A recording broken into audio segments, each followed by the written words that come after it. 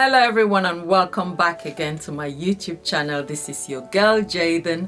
If today is your first time on this channel, you are welcome. So guys, on today's video we're going to jump into the things we can do to increase the love we have for ourselves.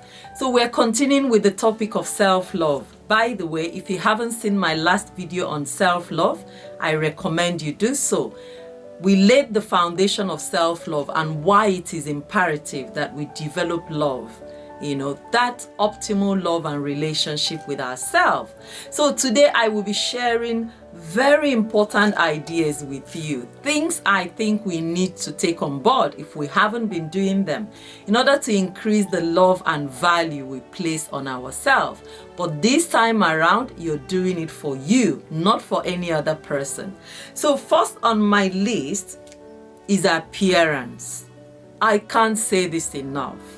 Our appearance is very important. Call it vanity. Call it superficial. I don't care how religious you are. I don't care how good-natured as a person, how kind-hearted you are. The reality is that people need to get past your appearance to appreciate you, to get to know that person behind the scene. But remember, we're making the changes now for ourselves. So we're not actually doing this for people at this point. So you're going to take control of your appearance for yourself. You wake up in the morning, you prioritize your appearance, you jump out of your pajamas, and you look your best. You look good for yourself. You look at the mirror and you appreciate that image you're looking at. That's called self-love.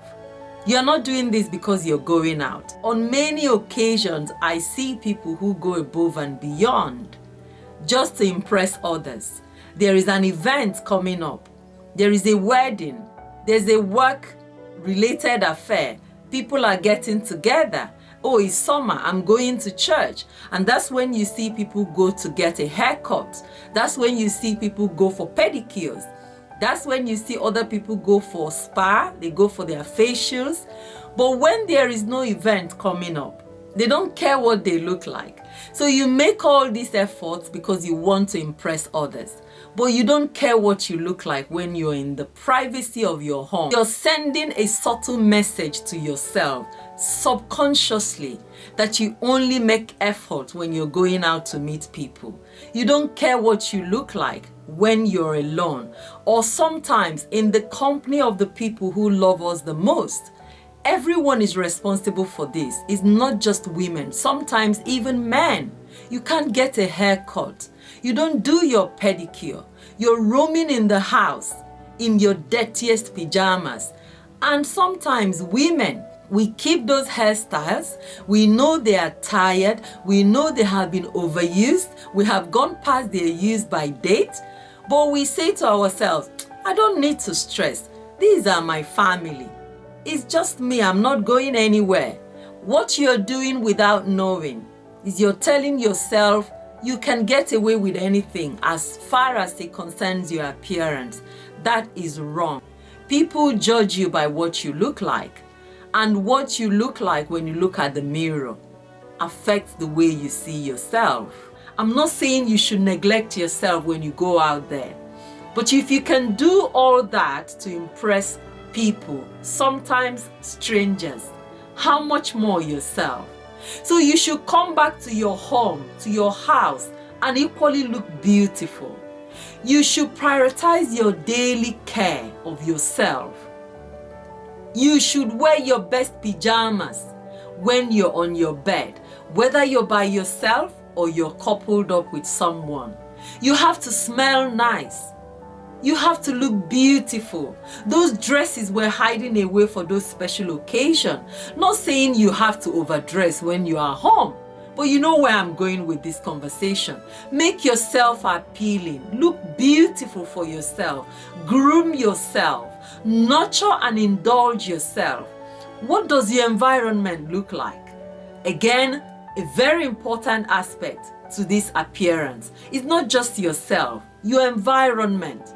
How often do you decluster and throw things away? How often do you sanitize your environment? We have items we haven't touched for the last 5 years, and they are taking up spaces in our wardrobe. Get rid of them. So go to the shop and buy yourself a flower. Some beautiful roses. This is what I do. I go to the store, I buy these lovely flowers, I come back to the house, I put them in a vase, I add some water, and I look at them and they give me joy. Light your candle. Turn on your diffuser. You don't need to be in a spa to feel those wonderful ambience and beautiful smell. You can create that in your own family, in your own home. You are not being fair to yourself. You are equally not being fair to those people within your immediate environment. So we need to optimize our appearance and the way we look after ourselves and our environment. The next point is self-care. I know this is very closely related to the point on appearance, but I have gone beyond caring for our physical appearance to other things like our emotional well-being, our spiritual well-being. How often do you reflect? How often do you sit back by yourself, quieten all the noise, and just think? I am a Christian. How often do I sit down and glance through the Bible or actually read it? For my Muslim brothers and sisters, how often do you read your Quran? If you're someone who believes in nature, create time and walk. Go out there and appreciate nature. Listen to the birds of the air. Remove yourself from the noise, the artificial noise around you, and appreciate nature. You can indulge in yoga. It can just be shutting out, shutting down, and enjoying the peace you have in the moment. So these are things we need to do concerning our self-care. Moving on to the next point, which is protective factor. You must pay attention to your protective factors. These are things that keep you sane and stabilized. Life gets tough and things can get really chaotic sometimes. Most times, it's all part of life. So for myself, I love to talk to my family. When I talk to my parents, I feel energized. When I speak to my siblings, I feel renewed. When I cook, sometimes it looks like I'm preparing a feast because I'm cooking for the people I love. It's something I enjoy doing. It makes me feel happy. But most importantly, when I go down on my knees to pray, I stand up a different person. I feel light. I feel renewed. I feel empowered. I remind myself that I'm not alone. So you must have things you do to keep you sane, especially things that are healthy, to keep you stabilized. These are your protective factors. We all have them, but you just have to pay more attention. The next point is to be a student. You must be a learner. You must learn from everyone around you. Learn from a child. Learn from an adult. Learn from the elderly. Learn from even that person you think is stupid. They have something to teach you. Learn from that terrible experience. You know that man or woman you think came to ruin your life. If you pay close attention, you would have profited from that adversity.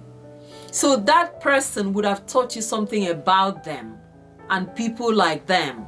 They would have taught you something about yourself. But equally, they would have taught you something about life in general. So be open-minded and don't be resistive. Grab every opportunity to learn and grow.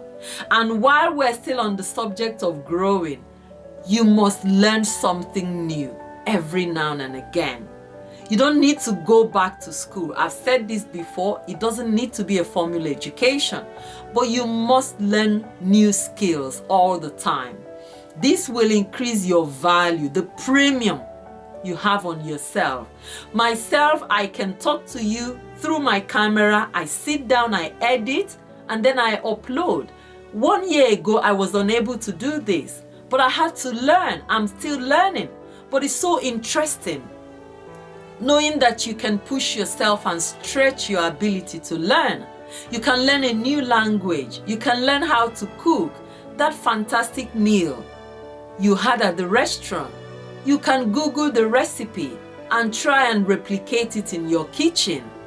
You can learn how to apply your makeup yourself. You can learn how to iron. You can learn how to engage in relationships with people, conversation, how to have a small talk. These are life skills that will change your life. So you have to every now and again ask yourself, what am I learning this time?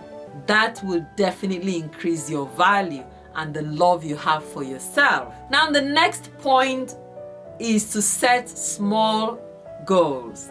Make small changes, make them subtle.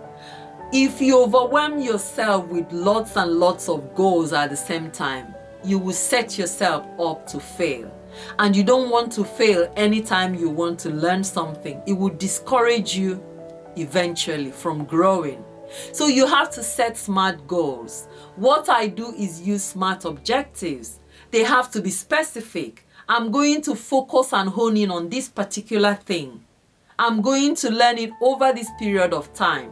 They are going to be measurable and realistic. For example, if I want to lose 10 kg, I won't suddenly decide to do that in 2 weeks. It's going to be too short a time. It will be too aggressive, whatever I plan to do.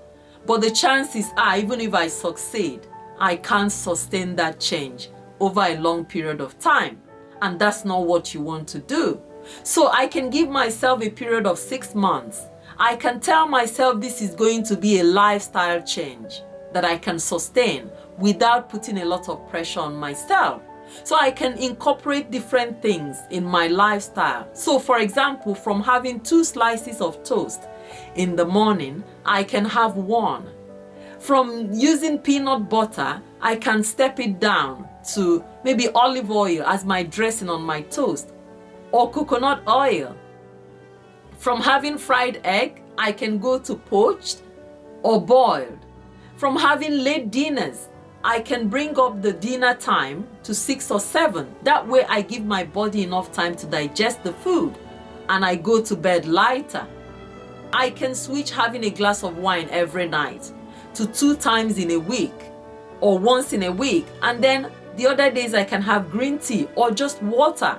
So I haven't overwhelmed myself, but I have changed my lifestyle, and over time I can achieve that weight loss without feeling lots of pressure. So set small goals and make little changes. Now the next point here is to fix your finances.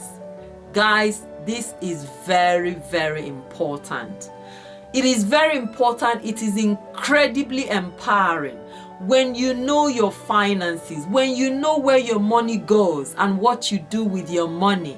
You feel in control of yourself. You love yourself the more.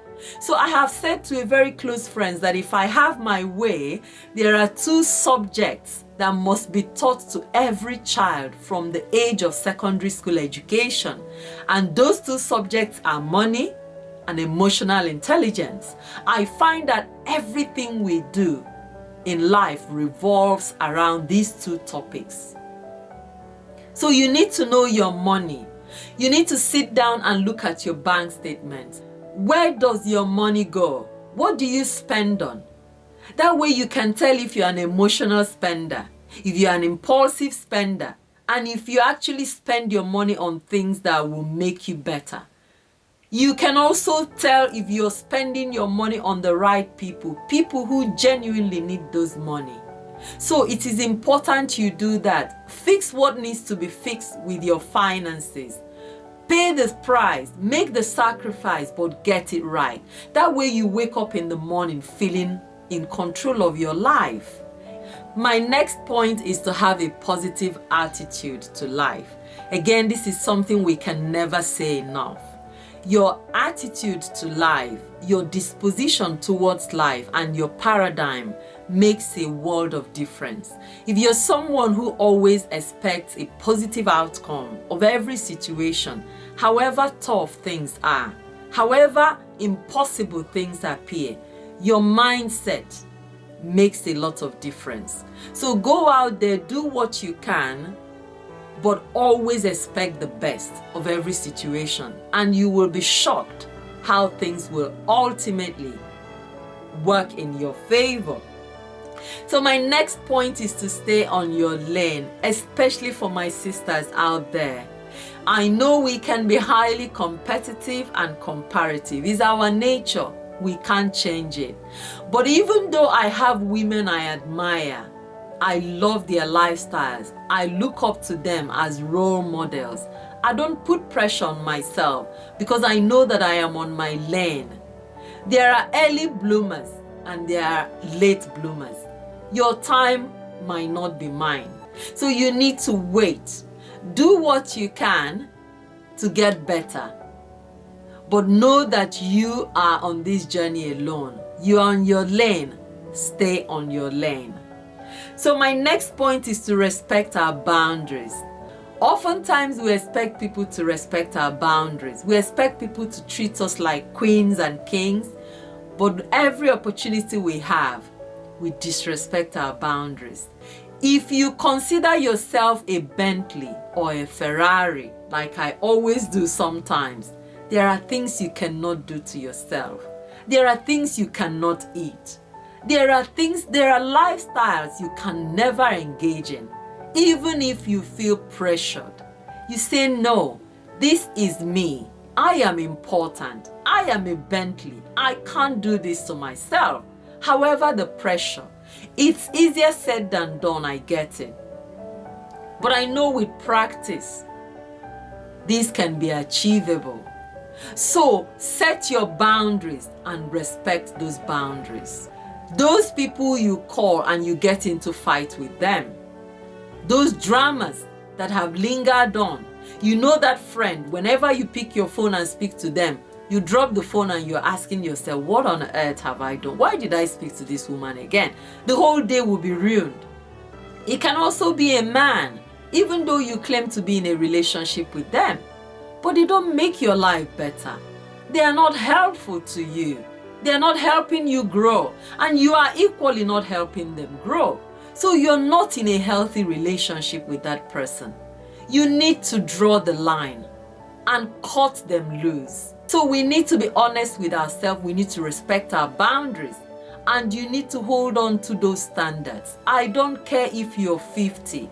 I don't care if you're the only single person in your whole community. There are some people you must not entertain, no matter what anyone says, because you know that those relationships will not work, because your worlds are apart. You have nothing in common. So you should be able to know your standard, draw your line, and stick by those boundaries. I hope you find today's video helpful. If you have, do not forget to give me a thumbs up. Subscribe to my channel if you have not, and I will look forward to seeing you in my next video. But until then, stay blessed. Bye.